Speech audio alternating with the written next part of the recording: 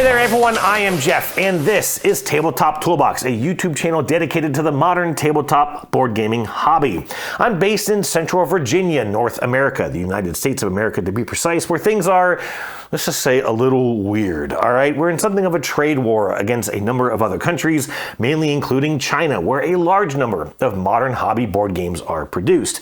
Now, I have always made it a point to keep politics off of this channel, and that will hold true today, and in fact, any political comments on this video will get deleted. You've been warned. But with all that being said, things are understandably a little off kilter right now. We've had companies that have gone out of business. We have had game pre-orders that have been canceled or postponed or had their prices adjusted. We've had Kickstarter projects that have been put on hold or canceled because folks just don't really know what to do right now. However, it's fair to say that there are hundreds, if not thousands of games that are already available right here on US soil that you can go out and get today. Fantastic games that maybe you've never heard of or just haven't really known enough about. And so I thought it would be a vital service to provide to folks to tell you about 10 Tariff-ic games that you can go out and get today. I have made sure that all of these are available. Few, if any of these, are Kickstarter projects. There are at least retail versions available of them if so. And I'm going to go ahead and kick off this list with number 10.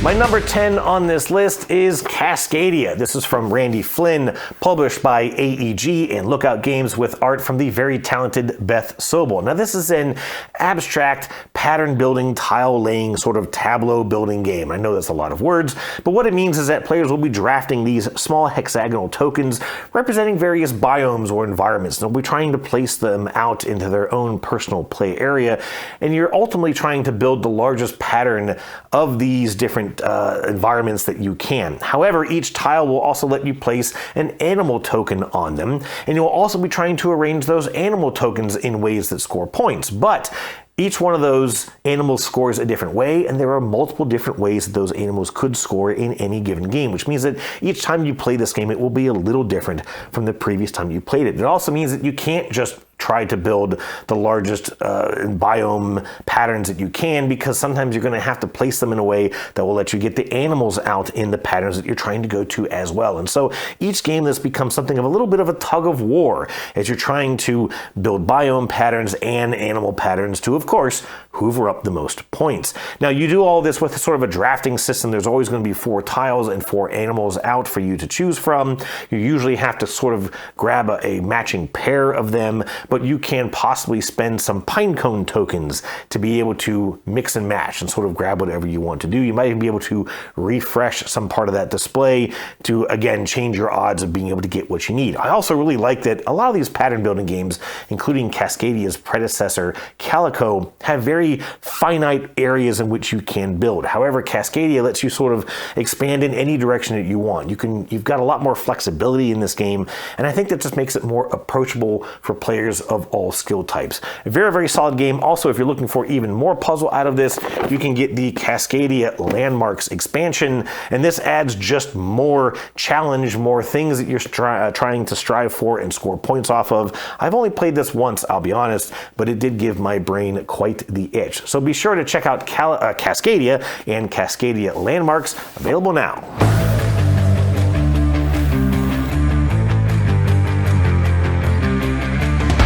Number 9 on this list is a somewhat unusual pick up and deliver game. This is Maglev Metro by Ted Alspach and published by Bezier Games. Now, as I said, this is a pick up and deliver game, and you're playing on these large maps with indented spaces in them for stations to get played.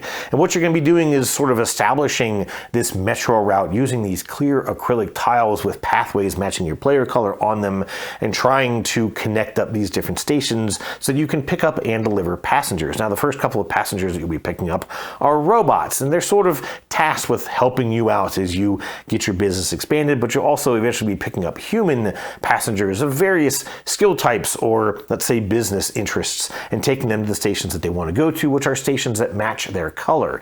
Now, in an unusual twist, as you pick up these passengers and drop them off where they want to go, they actually end up on a personal player board that you have, and they actually kind of help build an engine. They let you improve the capabilities of your metro company. You might be able to pick up more passengers or hold more passengers in each of your cars.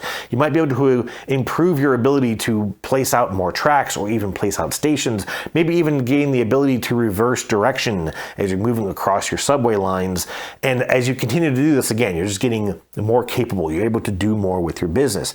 Now, interestingly enough, though, all the scoring of this game happens with cards that you are dealt at the beginning of the game that give you scoring opportunities based on what you do with your business.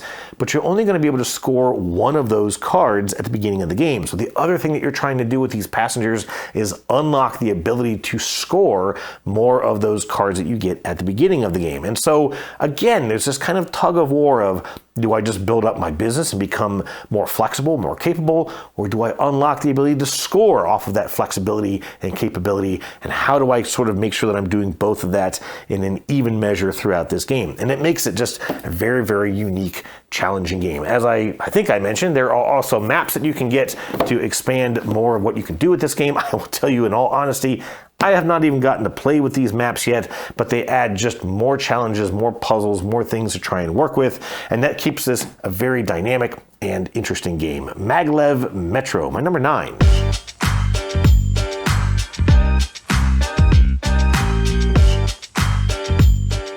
Number 8 is a special game on this list. I think it's one that definitely deserves a little bit of attention. This is Spirit Island by Greater Than Games, which I wanted to make sure I showcase in this video because Greater Than Games is one of the companies that recently announced its closure as something of a consequence of this ongoing trade war. However, this game is still available. It is fairly common to find and is, we're told, still going to be supported by Greater Than Games' parent company, which is Flat River Group. Now, I don't know if they will continue to produce this game. However, it is one of the most known games in Greater Than Games' collection. So I think we'll find this will be available for a long time to come. Now, this is a very large, very ambitious, very unique cooperative game, and it's set on a distant island where a native culture has lived for a number of years called the Dahan. However, invaders have discovered this island and they are trying to explore it and maybe even inhabit it, and you represent spirits which are there to protect the Dahan from these invaders, and you will play over a number of rounds trying to sort of stop them from expanding across the island, scaring them away or flushing them away or whatever you might be able to do to protect the native inhabitants of this island. What I really like about this game is, first of all, there's a ton of asymmetry. Each spirit plays very differently. Some of them work very well with each other. Some of them don't work very well together. And you can sort of choose the challenge that you want in this game, both by the spirits that you pick and also just by built-in difficulty settings of the game. It's also a very interesting game in that there is no turn structure. I mean, there's a round structure. You have to do things in a certain order. But once it gets to the point where players can just start triggering actions, you can do so in any order that you wish. And so again, you get to really work with your fellow players to sort of say, well, hey, if I make this move, then you can do that, which then lets me do this. And we can sort of wipe out a bunch of these invaders all in one shot. And there's a lot of really critical timing that can make this work well, or of course, completely fall apart in your laps. Now, a lot of people are sort of scared off by this game. It is listed as a very, very difficult game. However, like I said, there's a lot of customability in how you play. You can make this very easy or very difficult.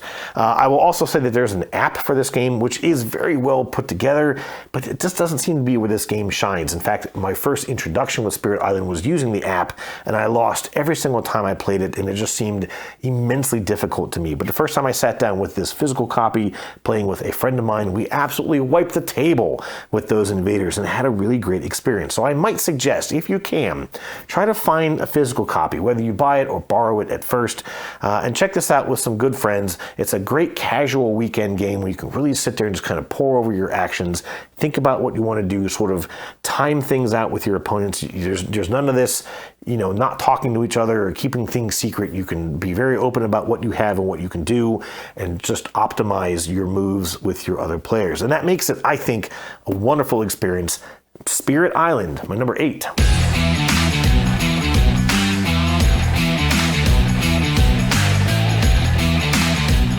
Okay, for my number 7, I'm going to ease things up a little bit. This is a much more open and welcoming experience. This is Wormholes, again by AEG, and again, another pick up and deliver game. However, what I really enjoy about this game is that you are a little spaceship company. You have a little tiny spaceship moving across this hex-based large galaxy of tiles, and those tiles get rearranged every time you play. They even have A and B sides for different difficulties, which means every time you play this, the setup will be a little different. And what you are doing is trying to ferry passengers, which are simply represented by a deck of cards, to the planet that they want to go to, depicted by the art on that card. Seems to make perfect sense, right? You're simply flying around this galaxy, delivering passengers to where they want to go. However, you can only move 3 hexes on your turn, and a lot of these planets can be 10 or more hexes apart, which means it could take forever for you to get where you're going, which is why you're using modern wormhole technology to help you get this done. Players will be able to deploy a wormhole token on their turn. This is a free action that you can take, so you can deploy any number of these that you wish. And once you start to establish tiles of the same wormhole number, you can zip back and forth between those wormholes again as a free action. And so your first couple of moves in this game are slow as you start to get out to your first planet. You start to get out to your first location. There are also a number of features on these boards like nebulas and quasars and other unique things that are going to let you quickly get from one spot to another. And then of course you can deploy wormholes once you get there to help you zip back and forth.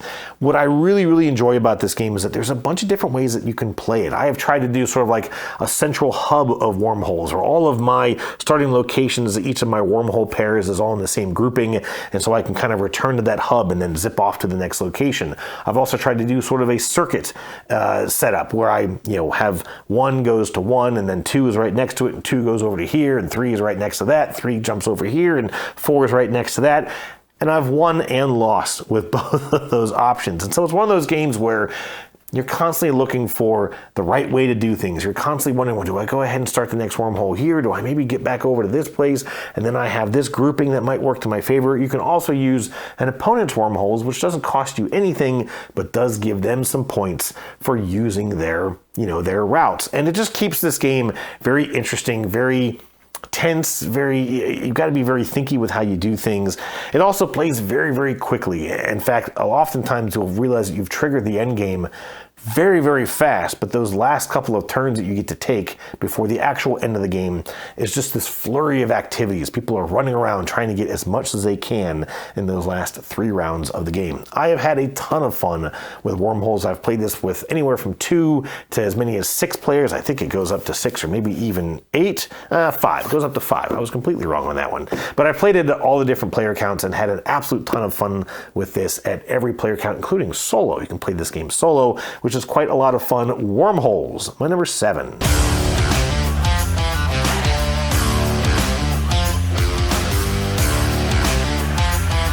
I think it's time to take to the seas for some adventure, shall we? Why don't we be the champions of Midgard? This is from Grey Fox Games, and this is a worker placement game where players represent clans of Vikings that are attacking various monsters, even traveling to distant lands to take out threats that are, possibly a risk to our homeland.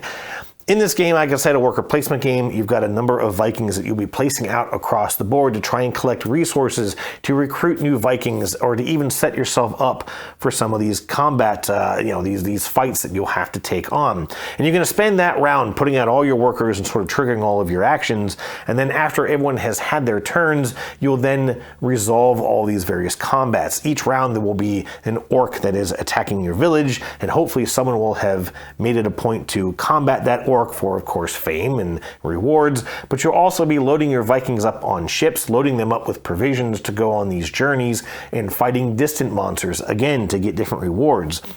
It's just a very fun game. It feels very thematic for what it sets out to do. You really do feel like you're taking these trips and trying to brave the elements or dangers that may happen on your way to those distant monsters. The combat is resolved by a bunch of dice chucking. The Vikings that you are recruiting are actually dice, and they have various combat things that might happen, whether they are dealing damage or withstanding damage coming in from the opponent, all kinds of different things. And it just makes this a lot lot of fun. It's a very, very fun game to play. Now, I will say that this is the Jarl edition. It's one of the latest sort of deluxe editions of the game. There is a 10th anniversary edition, which just finished crowdfunding, although again, who knows what's going to happen with that with this ongoing trade war. However, you can still get this Jarl edition today. There's a ton of, a couple of expansions and promo content that's available for this game. And one of those is the Valhalla expansion, which gives you something to do with your Vikings when they are defeated in combat. And it just opens up even more opportunities to this game. The Valhalla expansion is often considered an essential expansion, almost one of those things that you just have to get if you're really going to enjoy this game to its fullest. This is Champions of Midgard, my number 6.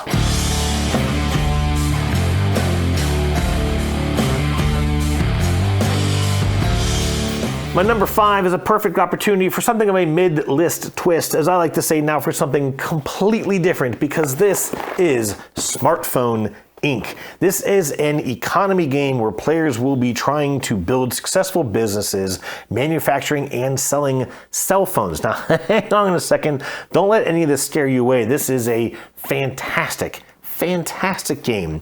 In this game, as I said, you will be using various actions to try and expand your business. You will be moving into new markets. You'll be improving your production of your phones. You'll be gaining new technologies to install in your phones to help you to attract a wider market of customers. You do all of this with these tablets that kind of look like an iPad tablet, if you will. And you're arranging these tablets in front of you, face up and face down, covering various tiles or other spaces on each tile.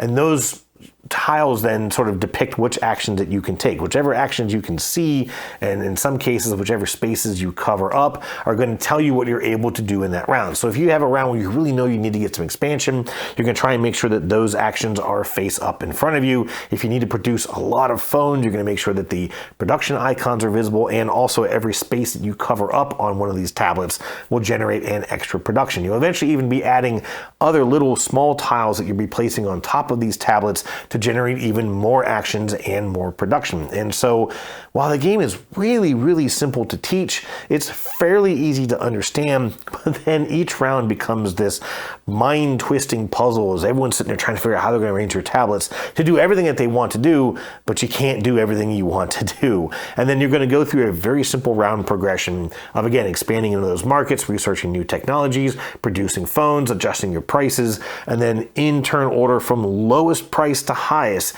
you'll be selling off all of the phones that you possibly can. And it becomes this very, very tense, almost scary game as you're wondering, who's going to outsell me on these markets? Who's going to have the best price? Should I lower my price to try and be ahead of everyone else? But then maybe I won't be able to get enough money from the product that I have to sell. And it just makes this a very tense and fascinating experience. This is one that I think was a sleeper for an awful lot of people, but folks who have played it have been blown away by its simplicity and yet complexity. Smartphone Inc., my number 5.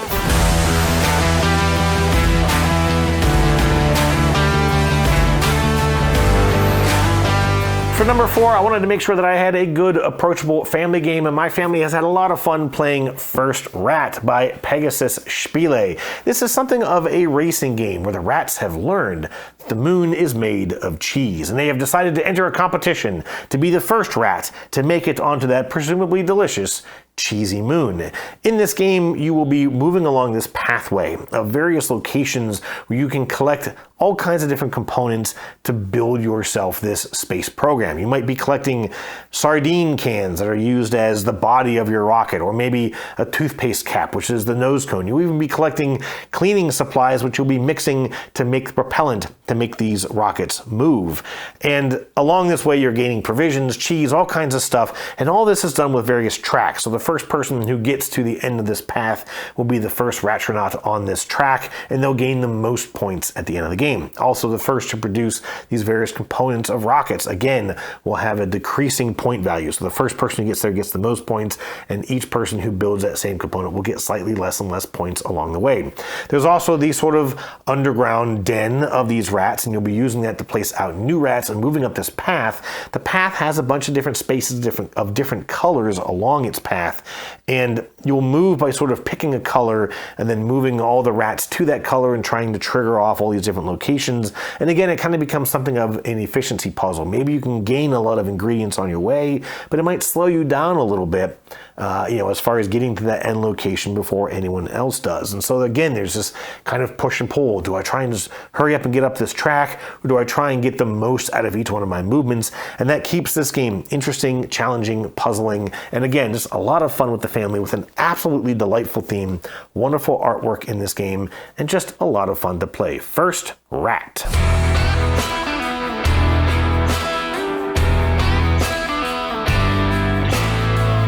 Number 3 is the second and final of the abstract tile placement pattern building games on this list. This is Azul Summer Pavilion. Now, there are a number of Azul games. I believe at least 5, if not 6 of them. There's even Azul Duo, which is a specifically 2-player game, and I don't really know why, because this game plays just fine at 2. Now, there is, I think, a fair amount of common consensus that Summer Pavilion is possibly, arguably, the best of the Azul games. And I think personally that's because this is the most flexible in how it approaches this sort of drafting and tile placement aspect of the game.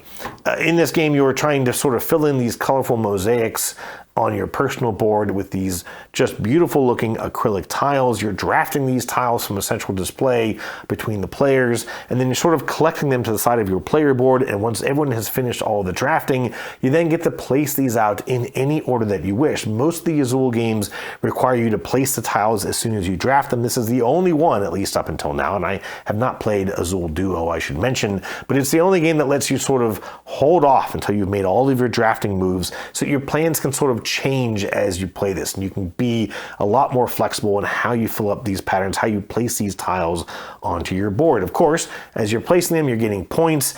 Each of these mosaics that you're filling in is worth a different value of points, and there's some really unique way and sort of how that plays out. There are also wild tiles in each round. In fact, with each round, the tile that is wild will change. And so one color might be wild in one round and it isn't in the next round. This game also lets you store just a couple of tiles from one round into the next. So maybe if you collect a bunch of tiles that you know will be the wild tile in the next round, you can set yourself up for some really powerful moves in the next round. And I just think that's what keeps this game interesting and fun from round to round. Even though it's a very similar game in each experience, it's still just a very, very good puzzle, and one that I've had a lot of fun with. I've had a number of the Azul games. This is the only one that I still have, and that's why it's on this list at number 3, Azul Summer Pavilion.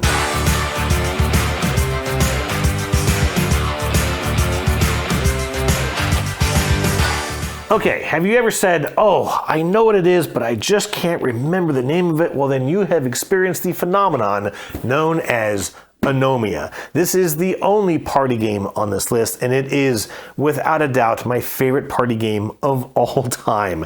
In this game, players will sit around a table with a deck of cards that they'll be drawing from throughout the game and placing that card in front of them. The card has sort of a clue on it in a pattern, and if at any point your pattern matches the pattern of the card in front of any other player, you have to rattle off something that has to do with their clue, and they have to rattle off something that has to do with your clue. And so it may say a color, it may say a famous baseball player, it may say any city, and you have to quickly say anything that has to do with that clue, like red, or Sammy Sosa, or Pittsburgh. Who knows?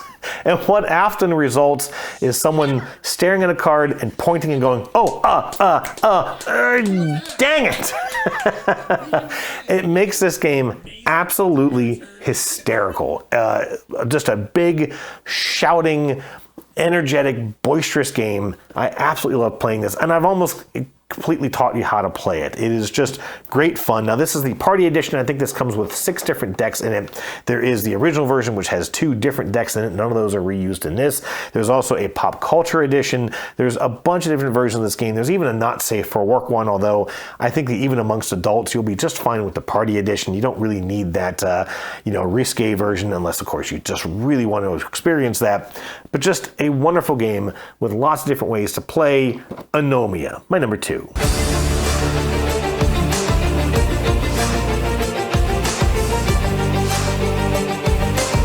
For my number one, I wanted to make sure that I included at least one game in this category and one game from this designer. He has a number of these deep, heavy games. This is The Gallerist by Vital Lacerda and Eagle Gryphon Games. Now, Vital has a number of very complicated, heavy strategy games out there, and really, honestly, any one of them could have been in this position.